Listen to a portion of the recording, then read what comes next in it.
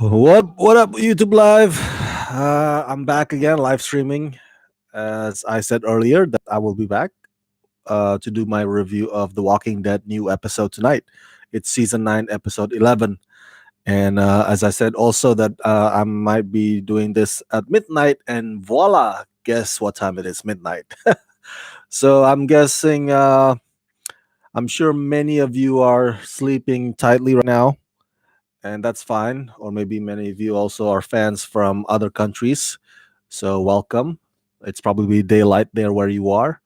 But for you in America, sleep tight and come watch this video when you wake up in the morning. Um, okay, so just like with all my episode recaps and TV reviews, this too contains spoilers. So heads up, spoiler alert. Spoiler alert. You've been warned. I will be spilling some spoilers. First up on my note here, what by the way, the title is Bounty, and there's a couple of big arcs happening here. One is Alpha coming to the doorstep of the hilltop, demanding her daughter back. Alpha is the leader of the Whisperers, and she's played by Oscar nominee Samantha Morton, who looks fantastic in this villainous role. But I think that's a bald cap. I don't think she shaved her head for this one. Samantha has shaved her head for previous roles in the past, but I think if I were to speculate, that looks like a bald cap to me. And that's fine. That's totally fine. I really like that makeup on her face, though. Oh, so intimidating. So it strikes fear into your heart, man, just looking at it. Um,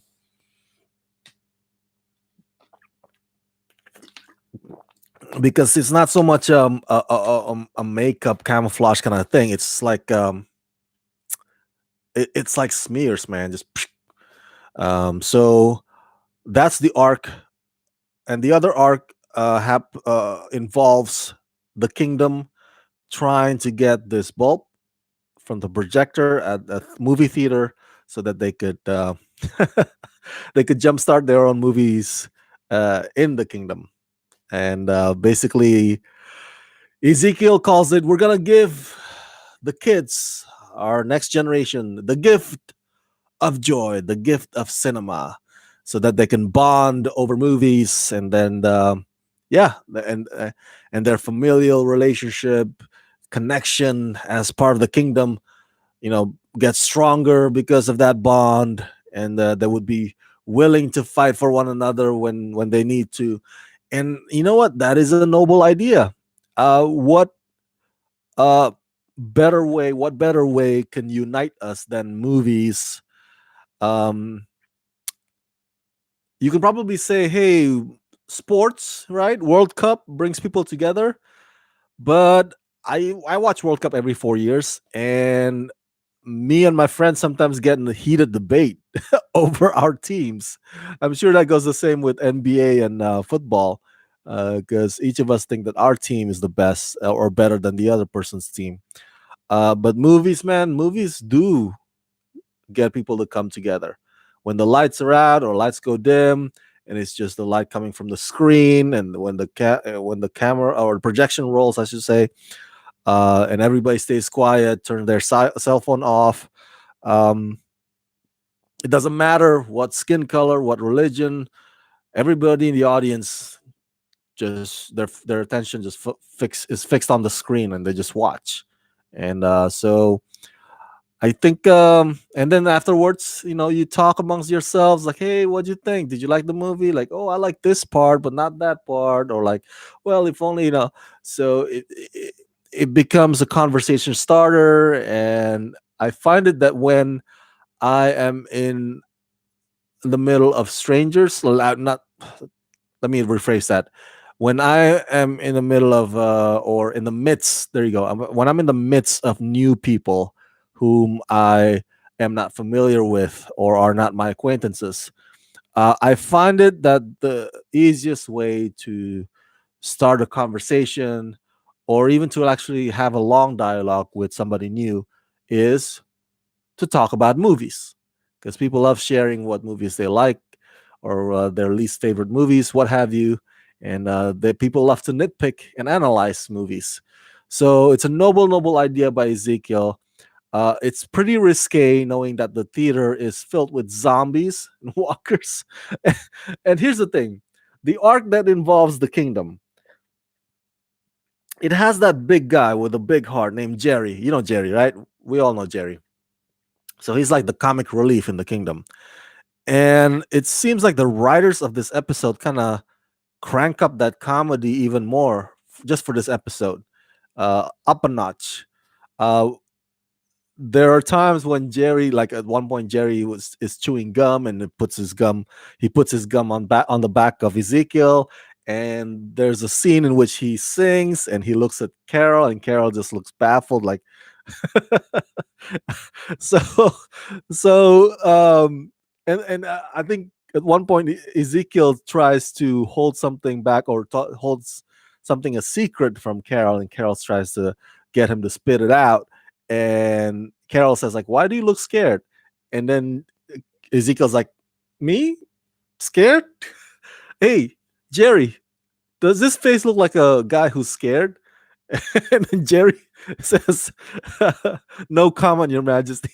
And you can see Ezekiel's face is just so annoyed at at Jerry's response. So, so it's a very the arc involving the kingdom tonight is very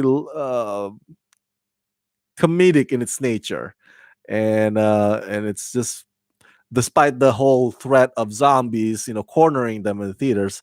Overall, with that arc, it's you can describe it as feel good, and the kingdom hasn't encountered um, the whisperers yet. The whisperers. So you get the arc with the whispers of and Daryl. That's really tense. Really tense. Like you can cut glass with it.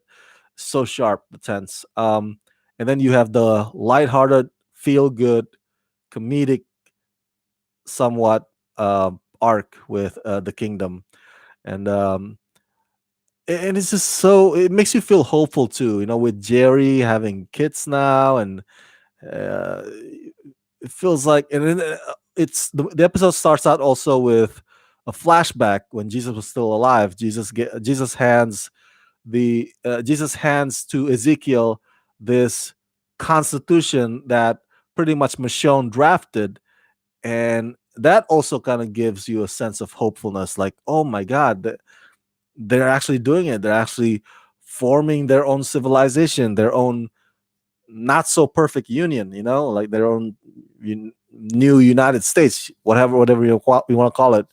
Um, there's so on it on the document, on the signature part, there's hilltop, I think, um oceanside, and the kingdom. So I would love to read the details of those articles listed on that constitution. I don't know if AMC website has a PDF of that constitution or Bill of Rights, whatever, on their website, because I would love to read it. Um, they should have they should make it available for the fans. I think, in my opinion, it'll be a good merchandise to sell, or a way to draw traffic to your site. AMC network. Okay, so let's talk about Dylan versus Alpha, the Whispers. It's not so much as a versus. I would probably describe it as a standoff, like a Mexican standoff. Um, and like prior to tonight's episode, we don't really get yet the nature of Alpha's ruthlessness as a leader. But tonight in this episode, it's revealed to us that she believes in the survival of the fittest. As she says it in tonight's episode, natural selection. Man, that scene with the baby, when she actually Alpha literally expects the mother of the baby to leave that baby out there on the soil, on the ground, for the walkers to pretty much, get their hands on and eat the baby. That is ruthless on a whole nother level. I don't know if the governor or even Negan would request their followers to do that. Just the fact that, just the fact that a mother, wearing that whisper or walker skin, right? The whispers. Just the fact that the mother with her baby are there, the fact that they're there, you know, instead of wherever the whispers community is, because that's no place for a mother and her what 2-month old baby, whatever. That's not no place. She's not supposed to be out there. She's supposed to be just like back in their community, feeding the baby, breastfeeding, whatever.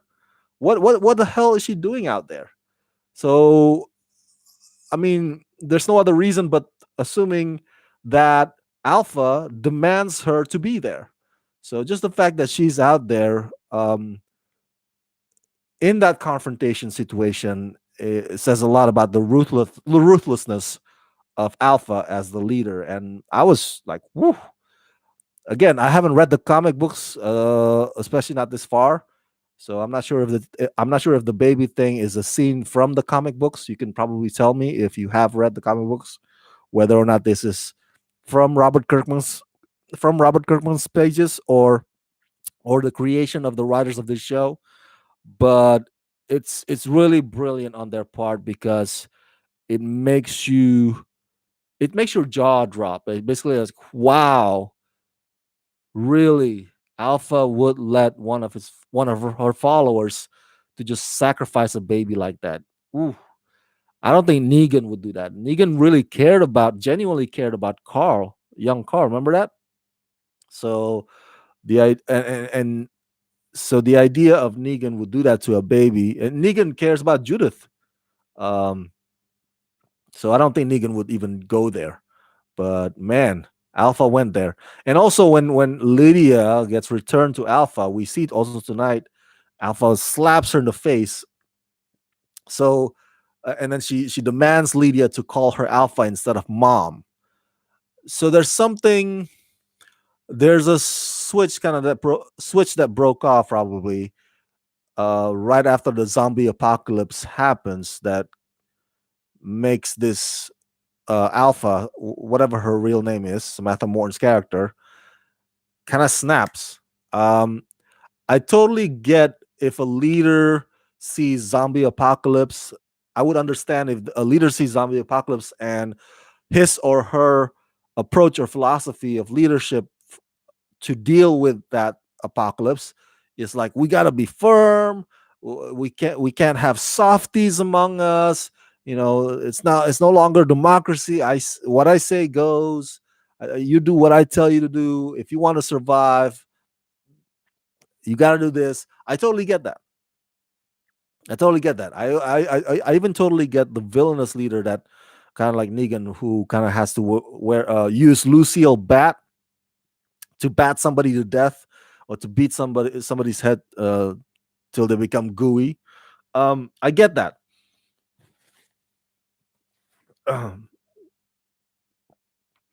uh, and if you remember, the saviors call themselves Negan. I am Negan. I am Negan. So it's a cult thing.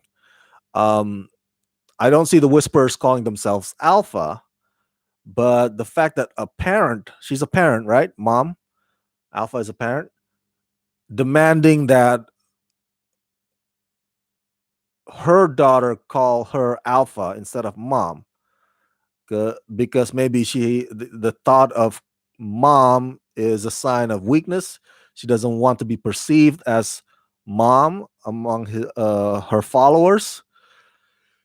Just that alone separates herself from Negan and the governor. And and yeah, on top of that, of course, is the decision with the baby. Another thing that I want to point out before I end this review is we get to see another episode of Daryl dealing with Henry. In this episode, Enid kind of helps out because Enid falls in love with Alden, and Alden is held by the Whisperers, and Enid realizes that Henry has had a crush on her. And here's the thing with Henry. Henry's a teenager, right? And I remember when years ago in previous seasons when we saw Carl, teenager Carl, when he hasn't wised up yet. Um, there were some decisions that Carl made in the past. I can't pinpoint right now specifically, but I remember there were stuff or behavior of Carl's teenage Carl that kind of like, why you got to be so stupid? And then I remember like, oh, they're teenagers. I was a teenager and I was stupid too.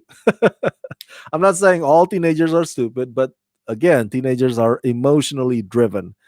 And I think in the case of Henry, Henry hasn't wised up or realizes that the world is not always a place for idealists. Um, yes, his heart is in the right place. Like we got to do what's right. We got to do the right thing. But the world is more shades of gray than just that. And in the case of in this episode, it is wise for Daryl as the new leader that it was wise of him that he decided to let Lydia go to her mother as a trade so they can get back Luke and Alden. That was the wise move. Whether or not it's the right thing to do, because obviously Alpha is an abusive mom to Lydia. That's a separate separate argument. That's a separate conversation. But for that moment, to prevent, like Alpha says, conflict, to prevent conflicts, that trade needs to happen, and I'm glad that happens. And Henry can't wrap his head around that just yet. I think though, if I were to speculate, it's because, and I'm just speculating here, because he has a crush on Enid, and that crush is unrequited because Enid loves Alden. And so now he gets a chance at finally having a girlfriend, in Lydia, and they have the kiss tonight as well. So again, that goes into his emotions. So that he becomes emotionally driven again, like, oh man, I finally get a girlfriend and now I have to give her up. Life is so unfair to me, man. If I were to guess, that probably plays a factor. Uh, but still, it's just when you're a teenager, it's like this. There's a saying. I think it's also said in the Umbrella Academy series. The eggs act like they know better than the hens or the chickens that give birth to those eggs. Teenagers are like that. When I was a teenager, I think I know everything. I know the whole world, but the fact is that I don't know shit when I'm a teenager back then. Um, and so in Henry's mind, it's like, hey, I know what should be done. Like we can't let Lydia go, or like there's gotta be another way. But for that moment, there's no other way. That is the way. That is the way. And he can't see that big picture of conflict resolution. So Daryl, the one of the big lessons of tonight's episode, are like sometimes we gotta live with it. Sometimes life is shit. But of course, the episode ends with Daryl now attempting to do something about it instead of just living with it. Because Daryl, he's the kind of guy that deep down he's a softie. He has this. Daryl has this tough exterior, and all these years we know him as like this badass, but he's softy. Like when he hangs with little ass kicker Judith, when Judith was a baby, he's a softy then. And now with his decision, like going out, I don't know, maybe I'm guessing to rescue Lydia. That's the softy Daryl kicking in. So, but is it completely wrong to say that, hey, sometimes we got to live with it? Not really. Not really. I think from my life experience, sometimes there are some instances where I just have to live with it or roll with the punches. There's some things that out of my control, and if I were to obsess with it or not be able to let it go, then that would lead me down some unhealthy paths. So sometimes, yeah, just there are some cases when you do have to live with it. um there's nothing you can do because that's the choice that you have at that given moment. So I don't think that's a completely wrong or incorrect advice. It's just depending on the situation at hand. um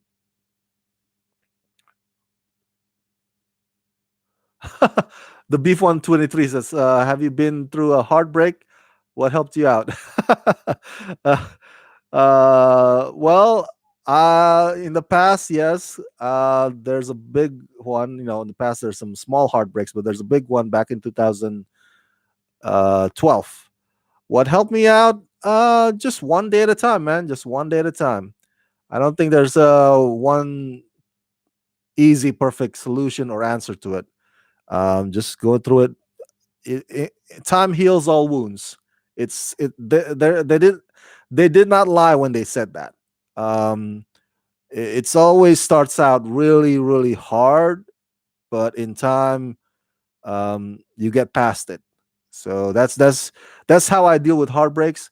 A lot of people deal with heartbreaks differently. Everybody's different, so I can't say that my experience will be a good wisdom for everybody's experience. So that's how I deal with it.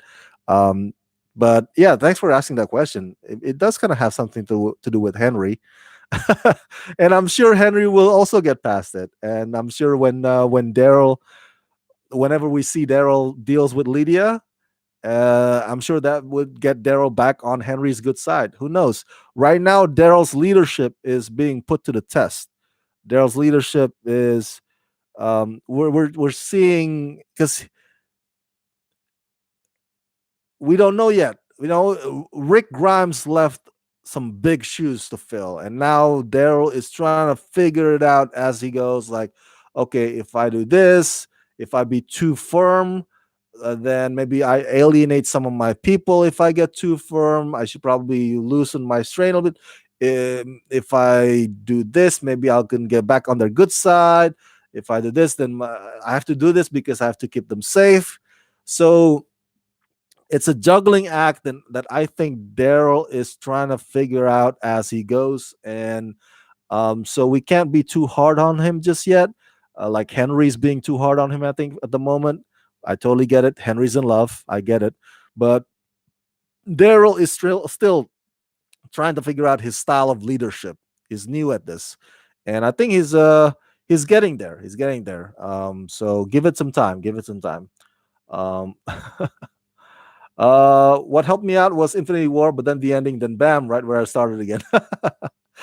Thank you, the Beef 123. Appreciate it so much for your chat comment. All right, you guys, I think that's all the thoughts I have about tonight's The Walking Dead season 9, episode 11. Another fantastic episode. Um, no criticism about it. None that I can think of.